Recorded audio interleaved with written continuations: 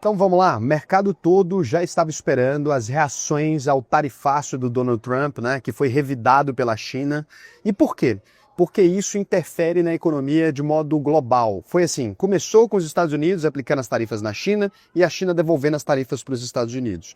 Com isso, outros países auxiliares desses dois países começaram a também, né, o Canadá aplicar sanções também na China, ficando do lado dos Estados Unidos, a União Europeia também seguir essa tarifa para proteger os seus mercados internos, todo mundo, e a China começa então os primeiros movimentos, sair do sistema SWIFT, começa a revidar essas taxas e buscar novos parceiros ali. Então esse nicho dessa taxação fez com que pessoas nos Estados Unidos, empresas ali, buscassem alternativas para importar que não fosse a China e os chineses vice-versa. Isso acabou gerando consequências que a gente nunca esperou, né? Como por exemplo, as fábricas na China agora sem ter para quem vender, começando a expor que elas eram os fabricantes de bolsas de luxo, por exemplo, de marcas como Louis Vuitton, Hermès, etc. Então aquilo que era uma tarifa do Trump que era para afetar carros, indústria, etc., afetou a União Europeia. Do nada, as empresas europeias começam a ter que responder, né, sobre se elas estão fabricando ou não na China. E aí os chineses, as fábricas chinesas mostrando ali, né, olha, estamos aqui fabricando a bolsa, essa é a bolsa tal, da marca tal. Algumas empresas negando, né, essas empresas de luxo negando, falando, não, a gente não fabrica na China, e fazendo comerciais mostrando essa fabricação desses produtos próprios lá na Europa, né, dizendo, olha, a gente fabrica aqui na Europa. Só que muita gente acusou esses comerciais de serem falsos, né? Porque enquanto na China a gente via de fato a pessoa cortando o tecido, produzindo aquilo, costurando, nesses comerciais de algumas marcas ali, eu não vou citar nenhuma para evitar processo, você viu a pessoa batendo num sapato, simplesmente testando esse sapato ali e não realmente confeccionando eles. Se essas empresas têm fábricas, por que elas não mostram? Então essas foram as consequências aqui na microeconomia, as empresas de luxo afetadas e etc. Algumas outras reverberações são muito mais específicas. Hoje, por exemplo, eu estava conversando com o secretário de Agricultura do estado de Goiás, né, que teve lá no meu escritório mais cedo, e ele me contando que em toda a história a China nunca tinha feito um pedido de soja tão grande para o estado de Goiás quanto o que fez agora. Foram 100 navios inteiros de soja que foram enviados para a China agora. É o maior pedido da história, de fato, um pedido de um valor muito absurdo. Ou seja, o agronegócio brasileiro parece que vai ser impactado positivamente por essa medida e não negativamente, já que a China era uma das grandes importadoras de soja americana. Se eles não vão mais comprar dos Estados Unidos porque a tarifa é impeditiva, né, já que os Estados Unidos decidiu taxar, eles também taxaram, agora países como o Brasil, como o México, podem se beneficiar disso. A importação também de proteína animal deve aumentar. Eu estava na negociação, inclusive, com o México, que agora deve começar a importar carne de porco e também carne de vaca aqui do estado de Goiás. Estive lá com o embaixador do México também. Então, a gente já começa a ver vários países se movimentando nesse sentido. Me reuni também com a embaixada da Arábia Saudita. Cara, tá todo mundo se movimentando por conta dessas taxas. E o mercado ele tá esperando, olha, o que que vai vir disso, né? O que que a gente tem aqui? Então eu vou abrir para vocês agora os primeiros impactos que a gente já consegue olhar no cenário macro, não entrando nesse detalhezinho, a China, o que aconteceu, Goiás, né, o México, não sei o quê, porque isso é, no máximo, uma referência empírica do que a gente está observando aqui, o que a gente tem já de dados mesmo e que nos permite enxergar melhor como é que vai ser o mundo agora, né, nesse ambiente que parece que a gente está se encaminhando para uma desglobalização, alguns especialistas já falam disso, né, o fortalecimento do mercado interno, e como que isso aqui pode afetar também países que são grandes exportadores agora e que se tornam exportadores ainda maiores, porque a gente tem algumas coisas aqui que são importantes da gente observar. Se a soja ela está subindo de preço no mercado porque vai ter mais compra, como fica a inflação do Brasil? Como fica o preço do óleo de soja na nossa gôndola? Como fica o preço de 1 quilo de carne? Como fica o preço dos nossos grãos? Se os Estados Unidos, que é um exportador gigantesco, também não está exportando agora para fortalecer o mercado interno, ok, eles vão ter esse mercado interno fortalecido, você tem uma diminuição dessa inflação lá nos Estados Unidos. Mas e para o Brasil? Se a gente está exportando isso e a gente não tem hoje uma política que limite, né, o quanto a gente vai exportar, será que o brasileiro não vai começar a pagar mais caro nos produtos? Será que quando você for no supermercado tudo não vai ficar mais caro? Vamos observar então os primeiros números que a gente teve aqui? Antes de mais nada, que é o Sardinha Raiz, já deixou aquele like na confiança, porque você sabe que o vídeo vai ser bom. Se você não é um Sardinha Raiz ainda, segura sua mãozinha, considere deixar o seu like e se inscrever aqui no canal, porque esse vídeo vai ficar bacana. Então presta atenção no seguinte, olha só, o Fundo Monetário Internacional, que é o FMI, ele revisou para baixo já a projeção de crescimento global para 2025, prevendo aí uma expansão de 2,8% devido às novas tarifas e à desaceleração das cadeias de produção. O que eles estão nos dizendo aqui, né? Que a gente já tem o mundo inteiro em desaceleração econômica. A gente vai ter esse problema. E se o mundo inteiro estava em inflação, a desaceleração econômica junto, a gente pode vir para uma estagflação, que é o pior cenário, é a verdadeira máquina de triturar carne, né? Além disso, a inflação nas economias mais avançadas pode atingir 2,5%, com os Estados Unidos enfrentando uma taxa de aproximadamente 3%. Raul, mas você não disse que os Estados Unidos, se ele vai ter esse produto que não vai ser exportado, ele vai ter uma maior venda no consumo interno? Sim, só que ao mesmo tempo os Estados Unidos é hoje o maior importador de produtos da China. Não tem nenhum país que compra mais da China do que os Estados Unidos. Se eles criaram uma tarifa e a China devolveu a tarifa ali, se eles estão criando uma tarifa para eles mesmos, né, ou seja, para a importação deles, para fortalecer a indústria nacional, significa que os americanos agora passam a pagar mais caro no celular, passam a pagar mais caro no notebook, passam a pagar mais caro nas bolsas, passam a pagar mais caro em absolutamente tudo. Então, a piada, né, que os chineses estão fazendo lá em aplicativos chineses, como TikTok, como essas coisas todas, é a seguinte, né? Dei uma observada aqui na minha casa e não encontrei nenhum produto americano. E você, norte-americano, você deu uma olhada na sua casa, você encontrou algum produto chinês? E a resposta assustadora é praticamente tudo, né? Então a gente começa até agora os Estados Unidos com esse problema que vai se avançar. A Organização Mundial de Comércio, que é a OMC, também alertou para uma redução de até 1,5% ao comércio global, caso essas tensões se intensifiquem. E já tem especialistas que falam que o dano é muito maior, que as empresas simplesmente não vão continuar importando porque tem essa necessidade. O mais provável é que elas busquem negociar com outros países, mas que elas também tentem fortalecer os seus mercados internos, porque agora todo mundo está com medo. Que todo mundo pode ser taxado de repente. Os países todos começaram a pensar, porra, isso se espalha, como é que eu vou ficar aqui nessa situação? E a gente tem reações internas nos Estados Unidos. Lá nos Estados Unidos, uma coalizão de 12 estados, lideradas aí pelos procuradores de Oregon e Arizona, entraram com uma ação judicial para bloquear essas possibilidades do Donald Trump fazer o que ele quiser, para ele poder aumentar unilateralmente, né, as taxas sem a aprovação do Congresso. Eles disseram que isso é simplesmente ilegal, que o Donald Trump não tem esse direito. Então o Donald Trump começa a enfrentar um problema interno, enquanto ele está brigando com o mundo inteiro. Os economistas americanos todos eles estão alertando que os americanos estão arcando com a maior parte dos custos das tarifas, indicando que 95% do impacto vai recair não sobre as empresas, não sobre o comércio global, mas sobre os norte-americanos, sobre o cidadão americano, e que tudo para ele está ficando mais caro. Quando você olha aqui para o Brasil que foi afetado por uma tarifa de só 10% sobre todas as exportações, o governo brasileiro está tentando buscar reverter essa situação, recorrendo à OMC, falando muito sobre isso. Só que na prática, a única surpresa que o Brasil teve mesmo foi a inclusão do café. Mas assim, quando você olha para o mundo inteiro, a dificuldade que eles estão enfrentando, a taxa que eles estão colocando, o Brasil basicamente já tinha taxas para todos os países, a gente não teve que devolver lá muita coisa, a gente já tinha uma taxa mais ou menos. Os outros países do mundo, eles não enxergam o Brasil como uma grande ameaça, pelo menos não no momento, né? Até aparecer nossos primeiros números talvez com essa situação. E o que aconteceu foi que a gente ficou por isso mesmo. Só que, de perspectivas futuras para o mundo, já se fala que isso aqui vai desencadear mais uma série de impactos financeiros, que isso não vai ficar por aqui. A volatilidade está extrema.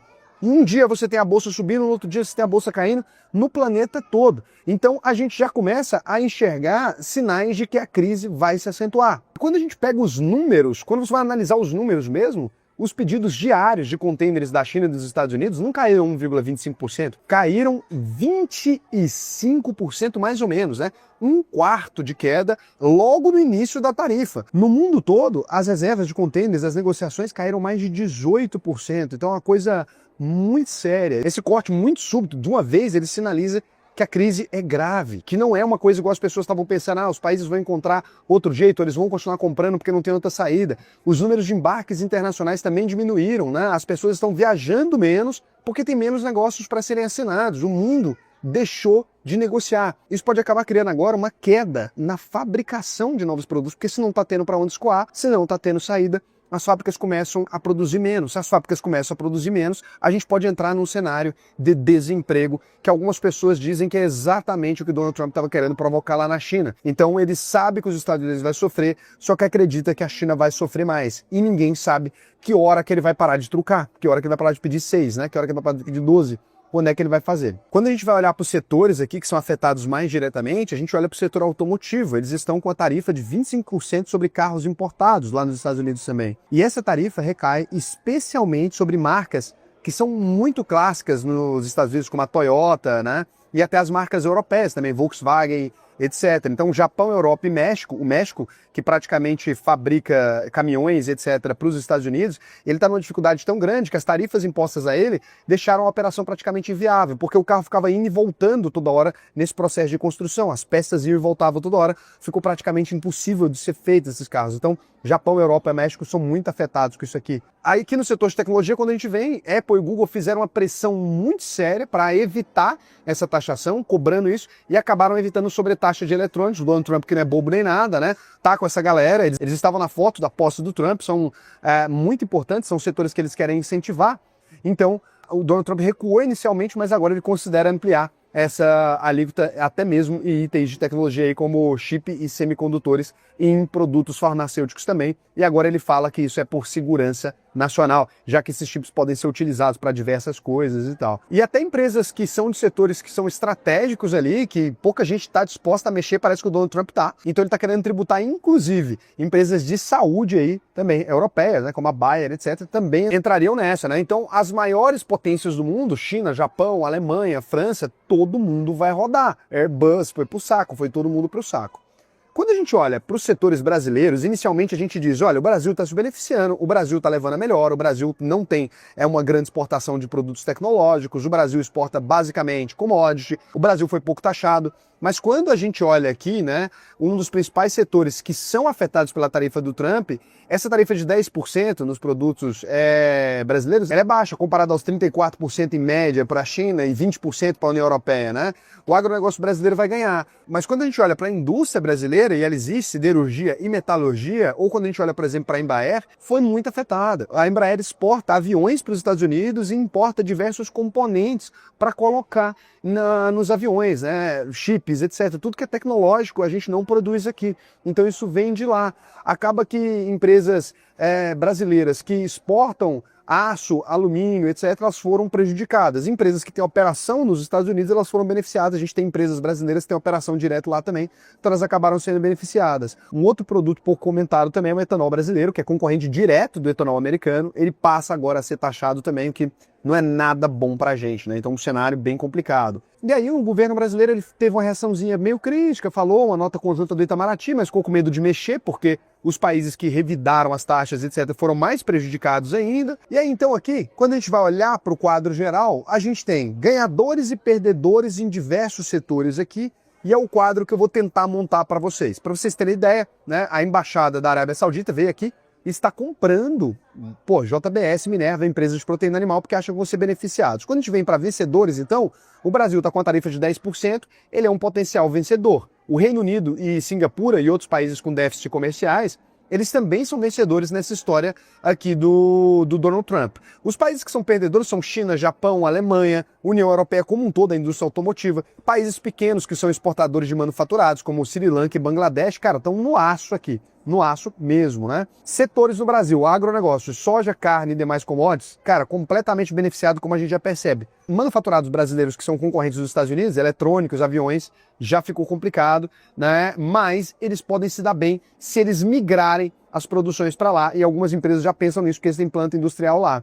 Perdedores em potenciais, né? Aço e alumínio, que são exportadores nacionais, etanol brasileiro, alto imposto, atrito tarifário complicadíssimo, aviação comercial, a Embraer não vai conseguir vender do mesmo jeito, autopeças nacionais teve uma concorrência elevada. Tem quem diga, vamos abrir uma aspa aqui, que a Embraer pode se beneficiar, porque as outras empresas estão sendo impactadas. Então, por exemplo, Airbus e Boeing estão sendo diretamente impactadas pelas tarifas, e a da Embraer acabou ficando menor, né? Apesar dela estar sendo impactada diretamente, acabou ficando menor. Mas, na hora de importar chips, etc., ela acaba tendo que pagar.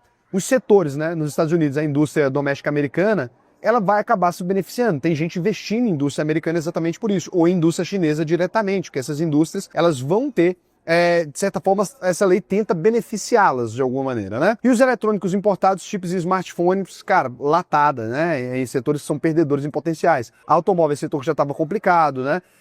Setores de varejo também podem ser mais complicados. E aqui, as Casas Bahia falou hoje sobre o tarifaço e falou diferente do que a gente já tinha previsto ali atrás, né? O Renato Franklin aí, ele deu uma entrevista muito recente aqui, é o CEO, né, das Casas Bahia, ele disse que se encontra frente a um cenário macroeconômico que ele considera no mínimo difícil de prever, foi isso que ele disse, e disse que o mercado não deve crescer em 2025 mesmo com incentivos, né? E ele evitou dar muito peso demais a esses elementos fora desse alcance que ele tem, né? Ele falou assim que não vai interferir naquilo que não está sob o controle dele, basicamente é isso. Ele disse também que como nesse cenário de a China não está exportando para os Estados Unidos e os Estados Unidos também não está exportando para a China alguma coisa, abre margem para que talvez o Brasil negocie, né, como esse mercado onde existe esse produto que sobrou, negocie e que talvez o Brasil consiga bons preços. Então ele comentou que ele está com preços melhores agora no Dia das Mães do que ele estava na Black Friday lá atrás e que esse tarifaço passou a ser visto por ele como uma notícia até positiva, que é uma coisa assim muito interessante do ponto de vista que ele está explicando. Então a frase dele é muito boa, olha, em vez de ser uma briga entre os varejistas, é uma competição entre os fornecedores e novos entrantes chegando no Brasil, querendo pegar uma fatia desse bolo. Se tá caro na China, se tá caro nos Estados Unidos, cara, quem sabe aqui não é um momento legal pra gente. E aí ele fala também sobre os acertos dele e tal, mas aí é outro aspecto. Então, quando a gente olha num quadro geral, né, eu estou extremamente otimista com o mercado nacional, né? É claro que a gente não tem como prever, o que sai da cabeça do Trump hoje é igual fralda de neném, você abriu, pode vir qualquer coisa. Então a gente não sabe se o que vai sair do Trump vai continuar nesse aspecto, mas se continuar nesse sentido agora, parece que a gente vai ter produtos talvez mais baratos no Brasil, a gente tem talvez um potencial de inflação por conta da exportação excessiva, isso aqui vai ter que ser organizado. A gente tem um cenário, então, de crescimento para as nossas empresas. Querendo ou não, se elas estão vendendo mais caro, a gente tem um cenário de crescimento. A economia do Brasil é muito dependente do agro, e se o agro vai e bem com essas notícias todas, é muito provável que a gente evolua. Tem muita gente que aproveitou e abriu o olho para fazer investimento na China diretamente. A gente já falava sobre isso desde lá de trás, na UVP. A gente colocou lá todo o formato para quem quiser investir na China. A gente está trazendo cada vez mais esse aspecto das empresas chinesas. Tem gente investindo muito na indústria americana também, que pode sair fortalecida desse processo se der certo os planos do Donald Trump. Então eu queria saber de vocês assim, na mão, com base em todas essas informações, são muito preliminares ainda, gente, eu não sou rei da razão, eu quis trazer para vocês aqui uma atualização. Vocês acham que a China vai ganhar ou os Estados Unidos vai ganhar com essa história? Eu, sinceramente, eu tô olhando e eu tendo a achar que o Donald Trump talvez, vou falar aqui bem sinceramente, talvez ele tenha trucado muito alto, tendo a mão um pouco mais fraca do que ele considerou, e eu acho que ele já está medindo os reflexos disso, porque hoje, por exemplo, a China agressivou, né, e começou a negociar fora do sistema SWIFT, ou seja, ela está saindo da negociação do dólar. Isso tira um pouco de controle dos Estados Unidos em cima do mercado geral. Então, nessa nova configuração do tabuleiro, me parece que os países emergentes eles se beneficiaram um pouco da situação, né? O nosso mercado reagiu muito melhor do que era esperado. Os mercados emergentes, de modo geral, o México também reagiu até melhor do que era esperado, e olha que eles são os maiores parceiros comerciais, e olha que eles têm uma grande parceria comercial com os Estados Unidos, né? Quase tudo que eles exportam e importam com os Estados Unidos, talvez por essa proximidade geográfica, mas eu diria que as peças estão se organizando, pelo menos nesse momento, gente. Não estou dizendo que vai continuar assim. O que eu sei é, dá para você aproveitar essa janela e dá para você fazer dinheiro pra caramba. Quem souber o que fazer nesse mercado agora, galera, vai encher o bolso. E aí o que você pode fazer? O que eu vou te orientar aqui agora, se você quiser fazer parte desse crescimento, quiser aproveitar isso. Entra no link aqui embaixo, abre aí, auvp.com.br se você preferir, clica no botão Faça Sua Análise de Perfil. A gente está guiando todas as aulas da plataforma para esse movimento de começar a investir nesses mercados exóticos, de começar a explicar para vocês como se beneficiar disso. Estamos com parcerias estratégicas, né, visitando todas as embaixadas, vendo o que dá para criar fundos exclusivos aqui de investimento direto nesses outros países, sair um pouco dessa coisa centralizada só em Estados Unidos. A gente já conseguiu oferecer isso para o México, já está rolando. Muito provavelmente vai oferecer um ETF da UVP aí de mercado brasileiro em breve, tanto para os gringos quanto para os brasileiros aqui. A gente está buscando se antecipar nesses movimentos, a gente tem vantagens competitivas, né? Hoje a gente controla bilhões por causa da consultoria, a gente aproveita isso para liberar benefícios que a gente consegue para os clientes ricos, também para os nossos alunos menores, que estão com acesso a tudo isso dentro da plataforma. Cada vez mais, aula de geopolítica, que a gente vai liberando tudo aquilo que a gente está usando para beneficiar os clientes grandes, cara, chega para vocês em forma de conhecimento. Oportunidade única para você que quer se matricular na UVP. Entra aí, auvp.com.br, preenche o questionário, entra nessa turma agora, aproveita. Essa janela não vai se repetir de novo da maneira como está se repetindo, da maneira como está acontecendo agora. Tem oportunidades de mercado que elas são únicas. A gente precisa aproveitar esse momento para formar carteira. Quem estava lá na pandemia pegou aquela queda, pegou legal. Quem está agora nesse momento vai pegar também uma ótima oportunidade. Tudo que é crise é excelente para fazer dinheiro. E lembra, o VP tem um compromisso que você não vai encontrar escola nenhuma no Brasil inteiro. Entrou na UVP, fez todas as aulas e não aprendeu a investir, não aprendi a investir, a gente devolve 100% do seu dinheiro. A gente devolve 100% do seu dinheiro se você entrar na UVP e não ficar satisfeito. E você pode pedir o dinheiro de volta depois de assistir todas as aulas, né, e emitir o seu certificado. Ou seja, 100% de segurança que você vai ter um bom atendimento, que você vai aprender, que vai funcionar para você. E se você tem dúvida, né, me conhecer agora, você tá o quê? Cara, pesquisa, tá? Pesquisa sobre a UVP, é incrível. Você não vai encontrar um processo do Jus Brasil, ou sei lá o quê. Se eu fizesse esse compromisso aqui e não fosse honesto, cara, a gente já tinha quebrado. Porque imagina, eu faço isso aqui todo dia eu venho aqui e faço um compromisso com vocês. Agora eu vou verificar aqui se vocês não deixaram nenhum comentário no último vídeo aqui, tá? Para responder vocês.